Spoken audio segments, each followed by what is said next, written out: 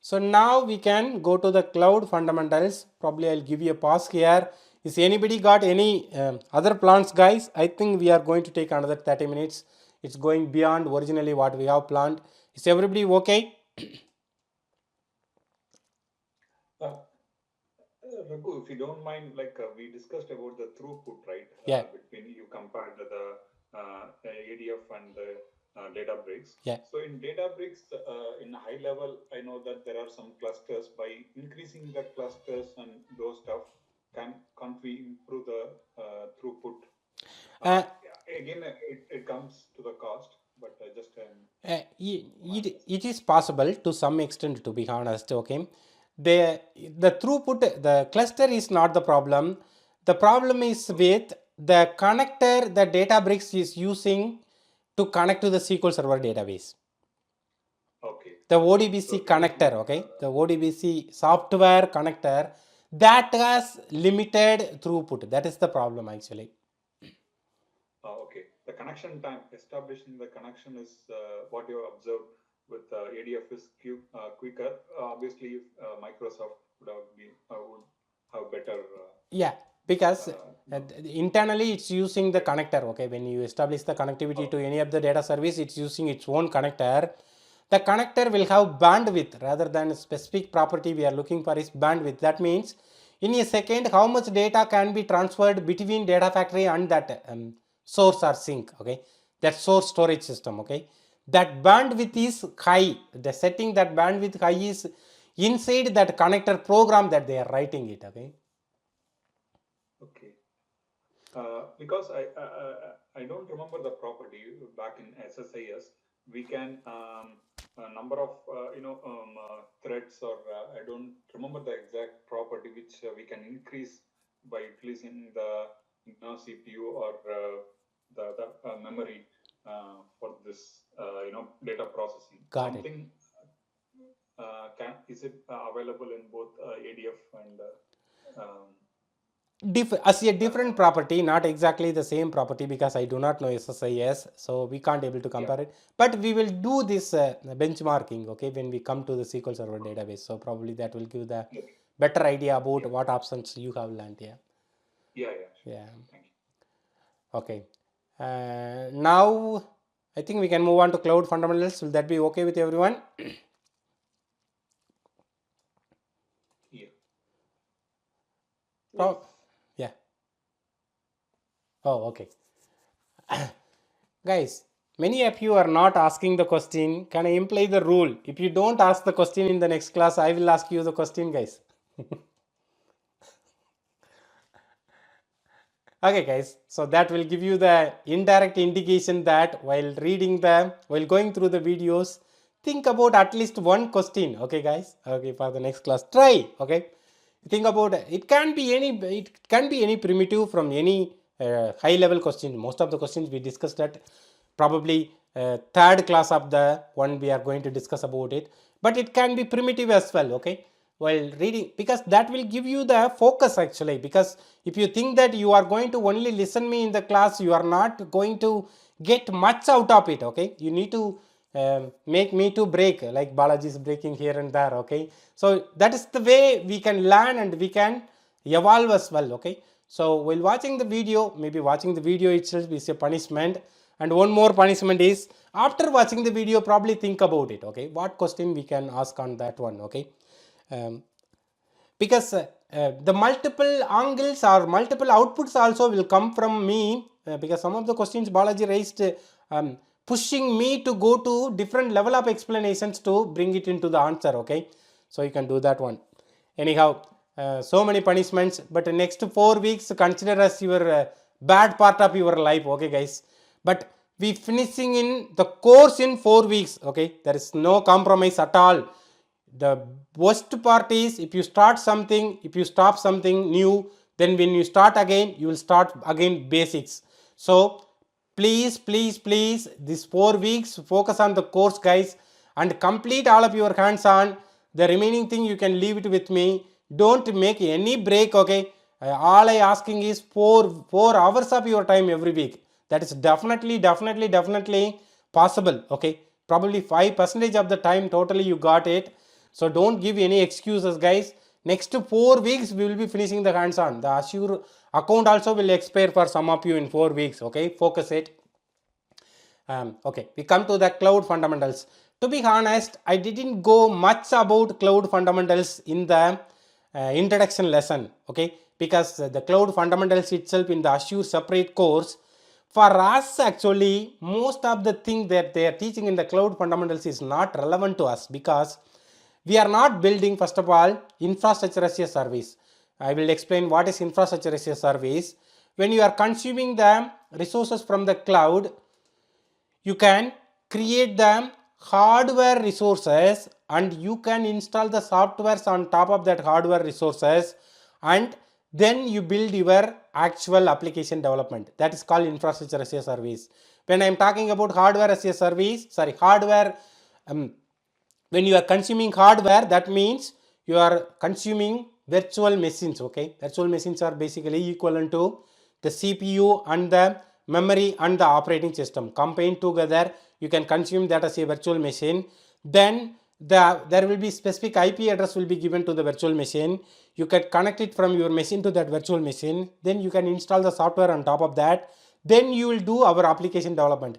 We are not doing any infrastructure as a service projects here. That's why I didn't give much worry about cloud fundamentals. Even in our interview questions, there is nothing relevant to how you create the virtual machine or how to install the software, because they know that all of the services that we are using it here, okay, starting with Data Factory, Azure Data Lake Storage Account and Azure SQL Database, all of the services that we are using is platform as a service. That means we just create the product, we start our development. We don't worry about back-end hardware and back-end memory allocations. Everything will be taken care by Data Factory service.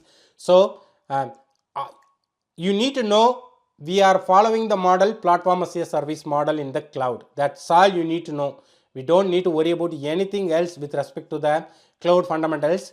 The usability of this portal slowly will come. Probably I try to explain in the best possible way how to create the resources in the multiple ways as part of the course. So one by one it will come. Then slowly started to use the Data Factory Studio as well. When we go to the security side, we also explore the security aspects of it. So everything will come together when you finish the course. You don't need to know too much cloud fundamentals to start working here. Our focus is mastering the specific product, okay? And Azure Entra ID basics, that's what I previously explained. This is the service which is capturing all of the services that we are creating in our Azure tenant. We call it as a Azure tenant. So that is the one service knows each of these services, so that from one service you try to access the other service, you can able to configure it via that service. That's what we are going to do in our security settings as well. So you need to know about that Azure Entra ID basics. And getting access to Azure tenant, probably I will come back this one. This is our own Azure account, so we got all of the access, whatever the resource, we ourselves created the resources. When we go to the company, you don't have your own account. There will be one corporate account, okay? In that corporate account, they need to include your user. Inside that corporate account, they need to give access to some specific subscriptions that is related to the data analytics.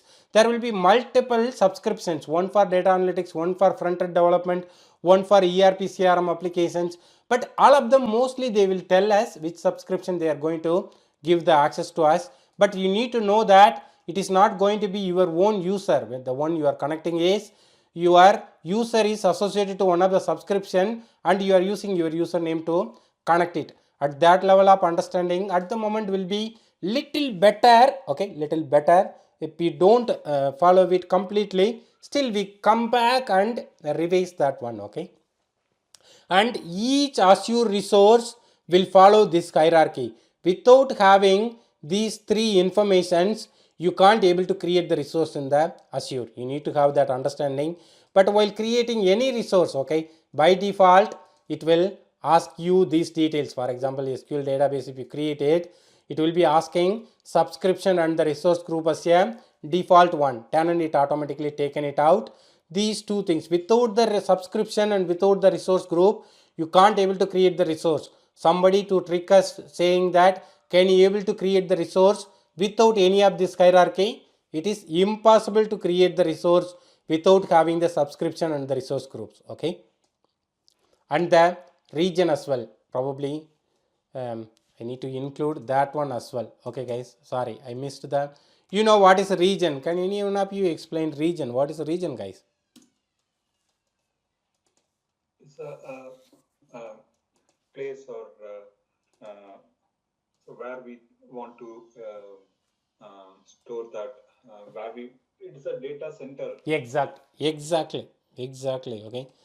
Thanks. Okay. Thank you, Valji. I think I can't ask you the question for another 4 lessons. Actually, you have asked that many questions. Okay.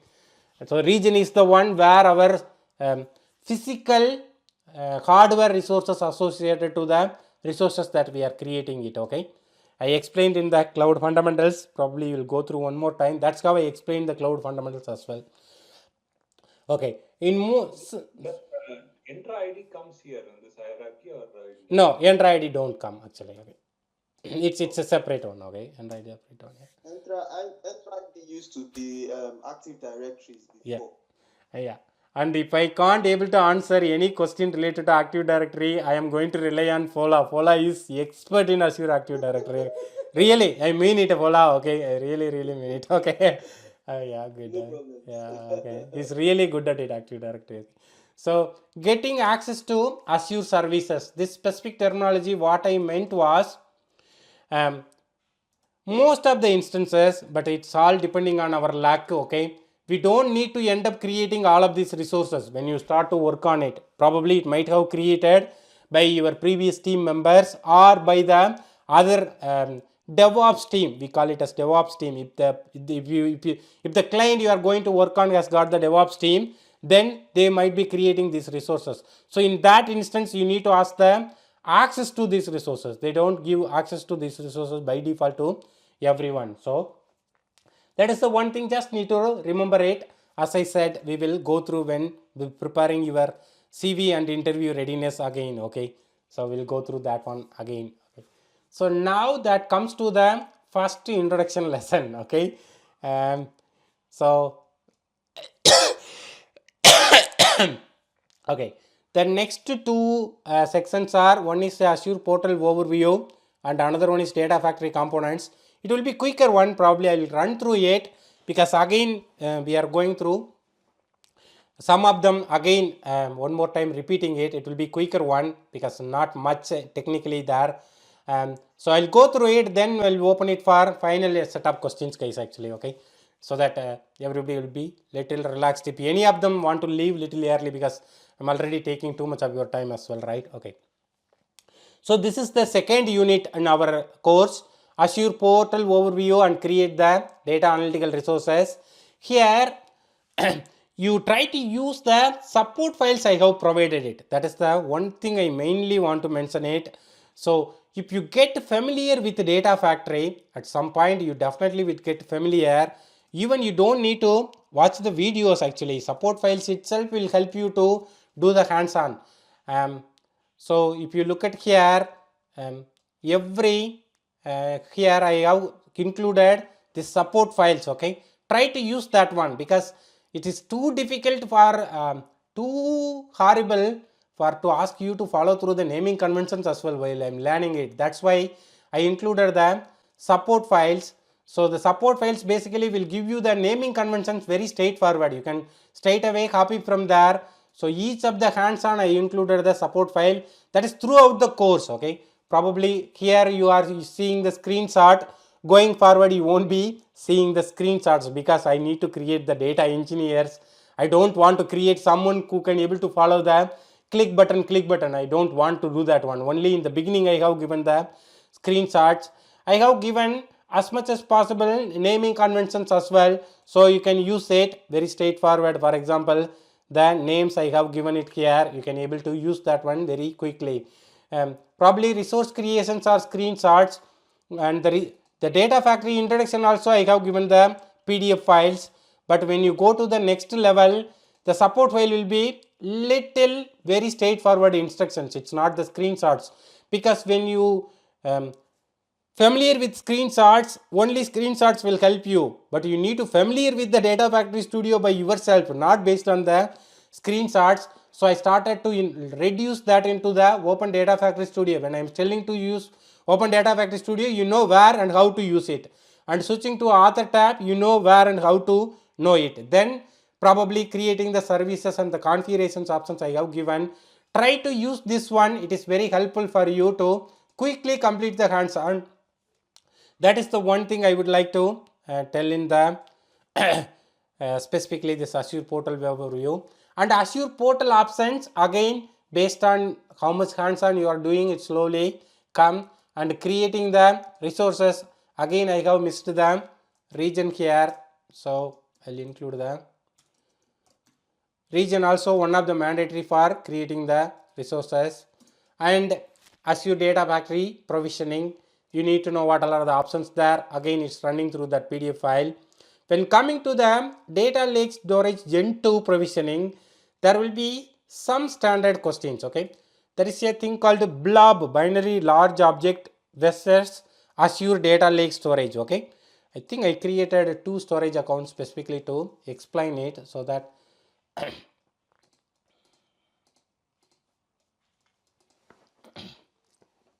okay, this one is specifically blob storage. Okay, binary large object storage. Here you don't have the provision to create the directory. Anything you want to store it, you need to create the containers. Okay, for each of the global pricing data, master data, weather data, it will be existing in the different containers here. As soon as you create the data lake storage account with this hierarchical namespace enabled, I might have mentioned this one clearly while creating your data lake storage account. If you enable this one, then that is a data lake storage account. If you don't enable that one, then it is a binary large object storage. Okay, in binary large object storage, you can have only containers. Inside the containers, you can't have any folders. So only containerized based hierarchy you can bring it. In the data lake storage account, you can able to bring it out. Inside here containerization is must, but inside the containerization you can have different type of the folders to differentiate your data. In our data analytics, we need this one because we will be getting data from multiple source systems in different formats. So we can't able to create the container for each of the source data coming from it. We need to have one root container. Inside that we need to have the multiple folders. That is the difference between binary large object and the data lake storage account. This property is the one differentiating. Both of them are same service, but this property setting is the one making that difference. Okay, so there will be some questions related to that one. You know what is container. Without container we can't able to store the data in the data lake storage account. So that level of understanding at this point of time you have got, that is absolutely fine on the Azure portal overview. Again, usage of the Azure portal overview will come by creating it and doing the hands-on and configuring it and using the data factory. It is in your hands rather than in my hands. I try to explain as much as possible in the videos. Now we move on to the third section. This is the Azure data factory introduction. So you need to again you need to get the familiarity with the data factory studio. What all are the different options are there in the data factory studio at high level. This is the one we are calling it as a tabs. So there are 5 different tabs are there. I try to explain what is the purpose of that one in the video. The author is the one mainly we are going to use to develop it. The monitor is the one for the jobs running on daily basis. Any of them failed, we can able to see it. In the manage tab, here we can able to configure one-time configuration services. For example, the linked services is the only one time we configure and we reuse it in multiple pipelines. And in the same way, triggers are the scheduling component of that one. Again, we will create it one time and we reuse it in the pipeline. The last one is linked to the documentation. In the first level, I think we are mainly focusing on author. What all are the different root level Azure data factory components are there. When create the new pipeline, what is the window will appear and what is activity, and what is a data set. That's all we have explained in the first level. So you need to know what is a linked service, what is a data set, what is a pipeline, what is a activity. At that level of understanding at this point in time is good enough. And when creating the data set, you need to know what is the storage type and what is the data format. Probably before go to the questions, I will try to cover what is required for the next week actually, because we are in the correct flow. Okay. Next week I am expecting, if you have not, as I know actually who all are not completed first 3 sections. I am not torturing you, but there is no other way other than doing the hands-on. Okay, you need to complete the hands-on, otherwise it's not going to be beneficial for both of us actually. Okay, so if you have not started, go through first 3 sections. Next week we are going to discuss about data ingestion pipeline and the metadata driven ingestion pipeline. It's related to the both source, it's from the web server, and as a, if time permits, go to the reporting database design. Here there is no hands-on, only theory. Okay, so it is possible if you go through that one, that will be very helpful. But the main focus is ingesting data from the HTTP data source. I quickly give what is the difference between what you have developed so far and what you are going to modify it. Okay, specifically focusing on the first pipeline, most of you might have developed again and again. You can't able to make it up by understanding theory. Okay, one place, only one interview question you will fail by not doing the hands-on, because one specific property they are focusing on, they are expecting you to tell it, you don't tell it, even though you answered very good for all other questions, you will fail. I have got some of the real students failed in it. Okay, they know about the value of the hands-on. Without the hands-on, you are not going to, it's very bad to say it, but success rate is going to be very less percentage. Okay, with the hands-on we got not 100%, we got 70% success rate. Okay, so without hands-on, I'll leave it with you how much success rate in this one. Okay, so in the lab one, we try to read one file from the HTTP web server, and we have given that file name and the file folder path, and we have loaded that into the our data lake storage account. So whoever completed it could be able to follow that one. That's all we have done. So, but from the source system, as we understand from our discussion and from the video, every day there will be one file will be generated, and in that generation this file date parameter will change. Okay, so in the second section and the third section, in the first lab you have hard coded one file. We are going to change this path entirely data factory to take it automatically, and it run it on daily basis. For the day it is running, it automatically pick up that file name on daily basis without your interference. Okay, when you complete the section second and third, it will automatically take it. You are nowhere passing anything. When you set up the trigger, you are going and watching it, it will take it and it will load it. We can't directly go there and do that. I need to explain step by step what all are the options are available in the data factory to do that one, and how to use that options, and what all are the variations available in that option, and what options will be best for us. That's what I teach in the section 4 and 5. Here and there some repetitions will be there. As I said, it's not going to be a fun ride, but when you do the code and when you run it, probably you will have some good feeling, but until reaching to that point is going to be a little tough task for you. But ultimately that's what we are trying to do. Okay, for the next week, probably I stop there my discussion. It's going to be similar to this in the next week as well. I will give the various options and various interview questions. Probably here I need to explain everything, that's why it took longer. If you gone through the videos in the next week, only the questions we are going to discuss, probably it will be little quicker and little interesting as well. Okay, here still some theory is involved. Again, I don't have a choice actually, because I do not want to miss out any opportunity to feed anything that I am aware or I am not included in the course. Now I will leave it to you for any questions that you have got on all of the sections that we have discussed.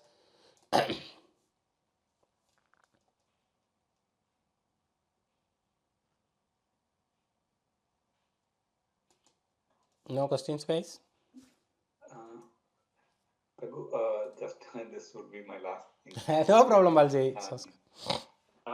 Different. The main reason for because choosing, I want to understand the main reason for choosing the right tool, that is either ADF or the Databricks. In Databricks, whatever is possible in ADF, we can do everything. Along with that, even unstructured data also can be processed, right? That is right. Except ingestion, Balji. Ingestion is still not supported very widely in Databricks. Okay, means establishing a connection and Yeah, exactly.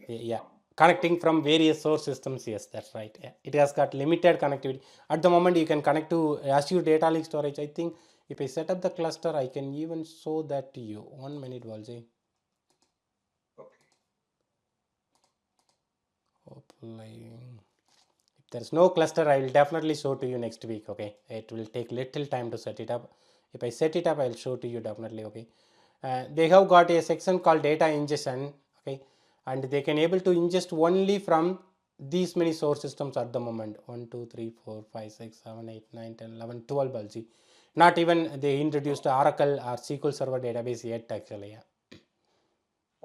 But through the Python code, can't we connect to the different just an but you are sacrificing so many things there, Balji. Okay, Python from any source which support ODBC, you can able to connect it by writing the code. Okay, but that data. So only advantage is drag and drop and less code or no code. Not only that actually, because in ODBC is open source database connectivity, the name itself. Okay, that means data will be transferred in the public network. There is no secured encryption way of transferring the data. Okay, that's why they are developing these connectors, because these connectors are following through some encryption mechanisms actually. So connecting via ODBC is not advisable. That is the last resort if you don't have any other options. Okay, got it. Yeah. So this data Databricks is again open source, and it is so inside the Azure itself. Do we have a resource or service? Yeah, no, it's inside. Databricks is completely inside Azure. Yeah. Inside, okay. Yeah, it's called Azure Databricks service. You know that. I know that originally Databricks is not a Microsoft product; it's a third-party product.